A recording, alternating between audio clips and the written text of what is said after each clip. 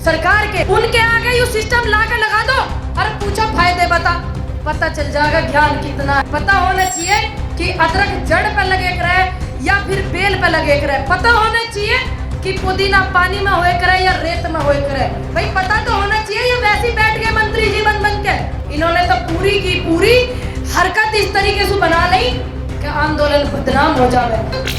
तो सरकार के पास तो पावर ही नहीं रहेगी जब आके हमको ज्ञान बांटे, और खास करके वो व्यक्ति हमें ज्ञान ना बांटे जिनके यहाँ 52 साल तक हमारे देश का तिरंगा नहीं लहराया था।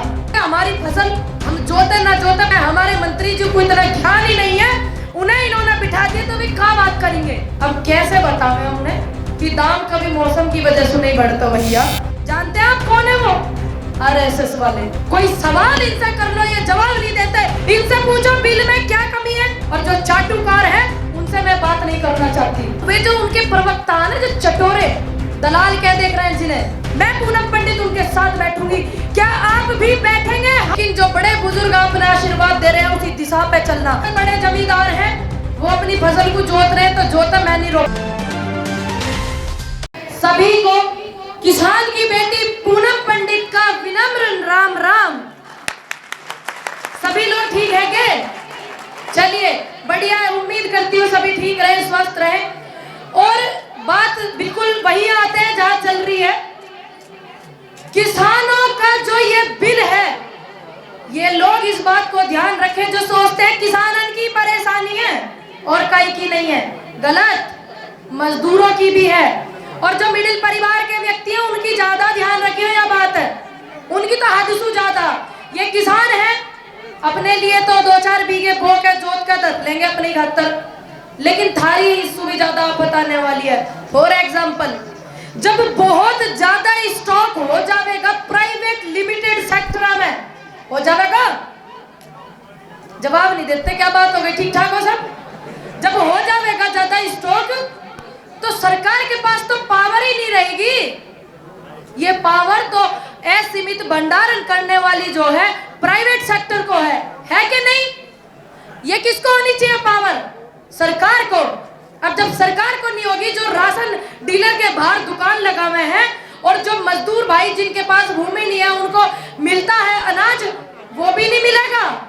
ध्यान रखें।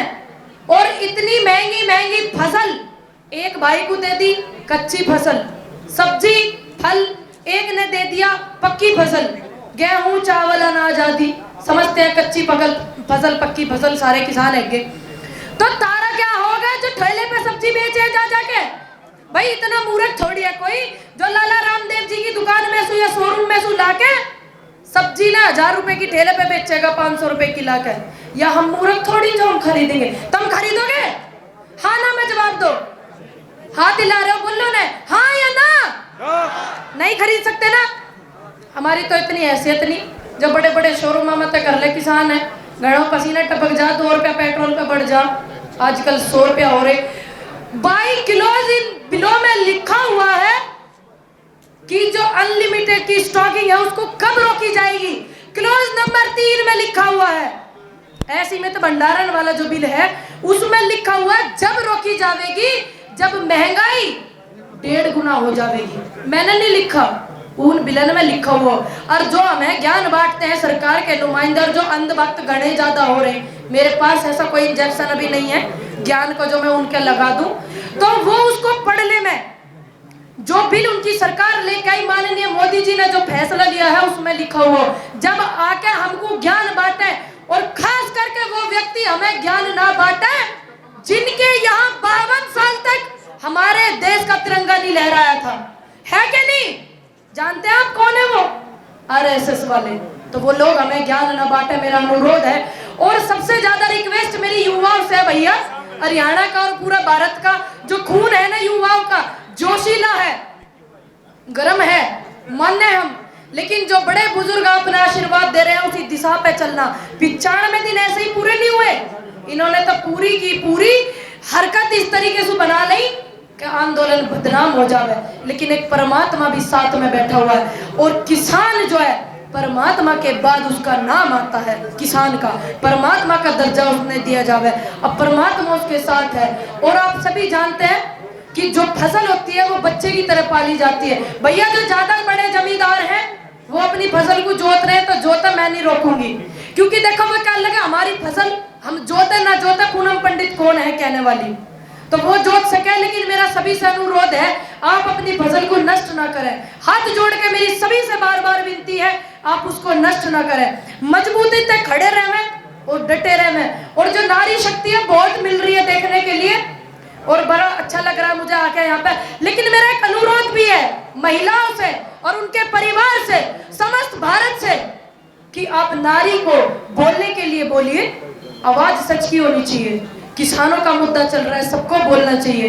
पेट्रोल वाले मंत्री जी कहते हैं कि मौसम की वजह से बढ़ गया दाम, ऐसे ही कह रहे हैं मौसम की वजह से बढ़ गया मंत्रालय जो पेट्रोल वाला।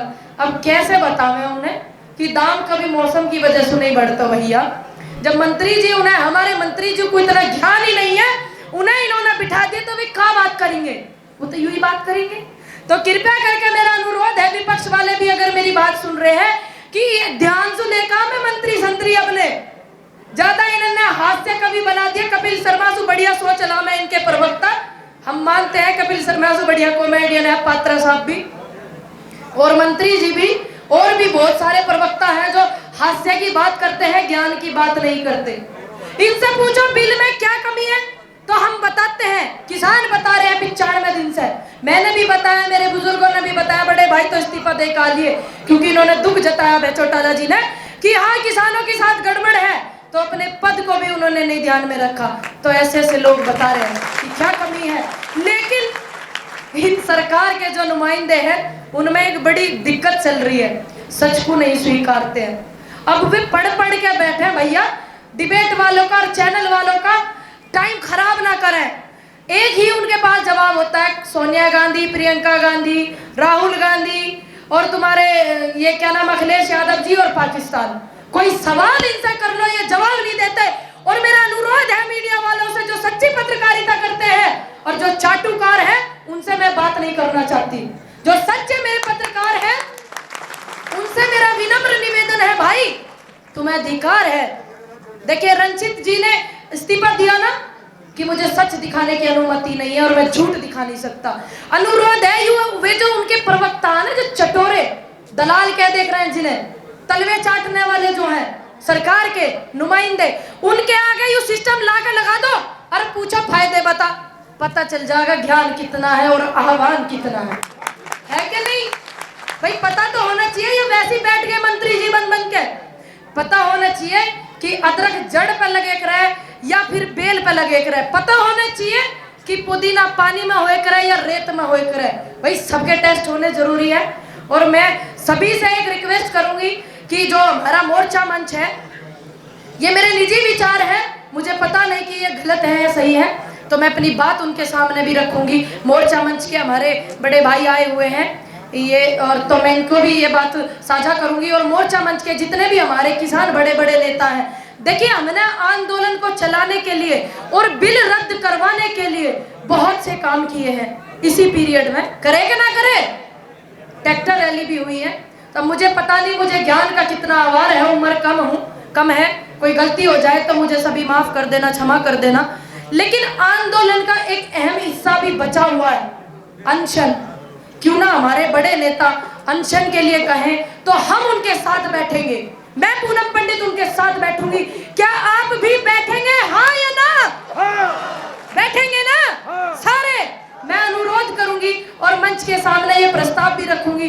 फिर अगर वो मुझे जैसी अनुमति देंगे कि बच्चे ये करना है या इस दिशा में करना है, तो मैं उनके आदेश को सर्वोत्तम मानूंगी और उनकी बात को बिल्कुल मानूंगी। अगर वो कहेंगे नहीं बच्चे आपका निर्णय गलत है तो कोई बात नहीं, मैं अपनी भूल समझ के मुझे माफ कर दीजिएगा।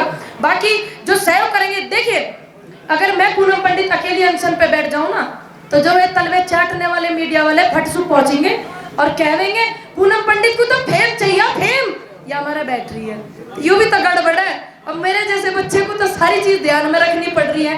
अगर इस चीज की भी हमने जरूरत पड़ेगी, मैं अपनी बात साझा करूंगी अपने अपने बड़े नेताओं से, किसान मोर्चा मंच के सभी जितने भी नेता हैं हमारे, सारी कमेटी से, तो हमें अनशन की भी जरूरत पड़ी तो हम करेंगे ना, करेंगे। आप सहयोग है इस बात से, अपने विचार सभी दीजिएगा। बहुत बड़े बड़े प्रवक्ता आए हुए हैं, सभी समस्त जितने भी मेरे मंच पे भाई और मेरी माता बहनें बैठी हुई है, सभी का तहे दिल से धन्यवाद करना चाहूंगी। और एकता में सबसे बड़ा बल होता है, मैंने क्लास 2 में पढ़ा था, अपनी एकता को बरकरार रखना। और हमारा जो देश है, ये हिंदुस्तान, ये गुलदस्ता है कि नहीं? ये धर्म जात पे जो बांटने वाले लोग थे, यहाँ फेल हो गए, क्योंकि ये किसानन का आंदोलन चल रहा, जन आंदोलन चल रहा, किसी एक धर्म का आंदोलन नहीं है। तो मेरा अनुरोध है आने वाले समय में, और जो विपक्ष है उनके लिए भी, और जो पक्ष है, सत्ता में जो पार्टी है, कि आप धर्म बाट में ना बटे। अनुरोध है मेरा हाथ जोड़ करके, भारत एक गुलदस्ता है, उसमें सभी फूल होते हैं, तो उसको सहज के रखें। अगर कोई एक फूल नहीं होता तो वो गुलदस्ता अनकंप्लीट है, पूर्ण सक्षम नहीं है ना। तो मेरा अनुरोध है कि ये लोग ऐसी ऐसी गड़बड़े कर रहे हैं जिससे हमारा आंदोलन कमजोर पड़ जाए, तो हमने कमजोर नहीं होना। बहुत सी ऐसी बात है जो मैं तो पढ़ के आई हूँ, बहुत कुछ बताना चाहती हूँ, लेकिन समय कम है, मैं सभी का ध्यान रखूंगी। लेकिन जो लोग ना पढ़ के आए और सरकार वाले नुमाइंदे ध्यान रख के पढ़ के बैठे, चैनल वालों का टाइम खराब ना करें, समय उनका ना लेवे, और एक बात को आप जिंदाबाद रखना बस। देखिए, जिंदाबाद की भीड़ तो ये पहले से ही खड़ी करने चाह रहे, मैं तो ये चाहती हूँ कि देश में पूनम पंडित जिंदाबाद ना हो, ठीक है, क्योंकि ये भीड़ ये लानी चाह रहे थे। अभी भाई मेरे नारे लगा रहे थे, पूनम पंडित जिंदाबाद, पूनम पंडित जिंदाबाद। मैं मानती हूँ आप सभी मुझे बड़ा प्यार और आशीर्वाद देते हैं, बार बार धन्यवाद भी करती हूँ, लेकिन उस बात को भी ध्यान में रखें कि जिंदाबाद की भीड़ तो ये पहले से जोड़नी चाह रहे हैं। हमें जो भीड़ रखनी है वो रखनी है किसान एकता जिंदाबाद, जय जवान जय जवान। और मैं जिस गली से निकलूं तो मुझे बस एक ही आवाज है, नारी शक्ति जिंदाबाद, नारी शक्ति जिंदाबाद। मैं ये नहीं चाहती कि मेरे आने पे कोई पूनम पंडित जिंदाबाद करे। अगर किसी को मेरी ये बात बुरी लगी हो तो मैं क्षमा चाहती हूँ, भाई मुझे माफ कर देना। बस मैं ये चाहती हूँ मैं जिस गली से निकलूं, जय जवान जय किसान हो, नारी शक्ति जिंदाबाद हो, और हमारी जो एकता में बल है, किसान एकता जिंदाबाद हो। ध्यान रखना आने वाली सरकारों को भी और इस सरकार को भी ये नसीहत होगी, ये कभी इस बात की भीड़ इकट्ठी करने की नहीं सोचेंगे, ये शिक्षा की भीड़ इकट्ठी करने की सोचेंगे। मैं जिस गली निकलूं मुझे शिक्षा की खुशबू आए, ऐसा मेरा मानना है। मुझे पता नहीं मेरे विचार गलत है या सही है। तो आप सभी मेरी बात से इससे सहमत हैं कि जिंदाबाद की जो भीड़ है वो कम होनी चाहिए, है? तो एक बार जोरदार कहिए, नारी शक्ति। आवाज इतनी जोरदार आनी चाहिए जो मेरे दिल्ली जाने से पहले आवाज वहां पहुंच जाए।